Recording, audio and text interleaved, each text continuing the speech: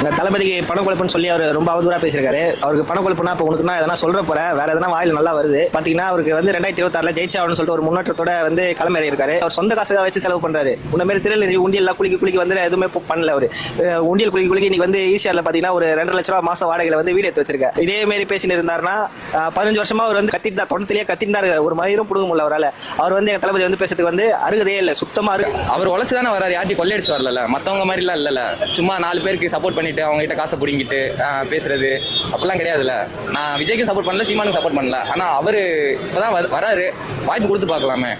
ஏன்னா யார்கிட்ட கையேந்தி நிக்கல, திருடல, எதுவும் பண்ணல. அவர் காசு, அவர் ஒழிச்ச காசு அவர் செலவு பண்ணாரு. சீமானுக்கு இது என்ன பிரச்சனைன்னு தெரியல.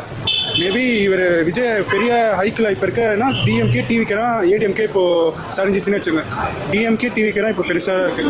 இன்கேஸ் டிவிக்கு ஜெயிக்கனா கூட ஆப்போசிட் கட்சியாக பெரிய கட்சியாக நிற்கும். ஸோ சீமானால இந்த நெகட்டிவ் பண்ணி அவன் பெரிய ஆளாக பார்க்குறாரு. ஸோ அதனால அவர் அப்படியே நம்மளுக்கு பேசினே இருப்பாரு. அவருக்கு ஏதாவது வேலை இருந்தால் அவரே வம்புலுக்கு போறாரு. அவருக்கு வேலை இருந்தால் வம்புலுக்குறாரு. நம்மளுக்கு தளபதி தான், விஜய் தான் எப்பவுமே. எல்லாம் மனுஷனா தெரியுறானுங்க ரோட்ல. சீமான்ல என்னைக்கு வந்தா அரசியல் அது பேசு. சீமா என்னைக்கு வந்தான்? நேற்று கால போத்தான்.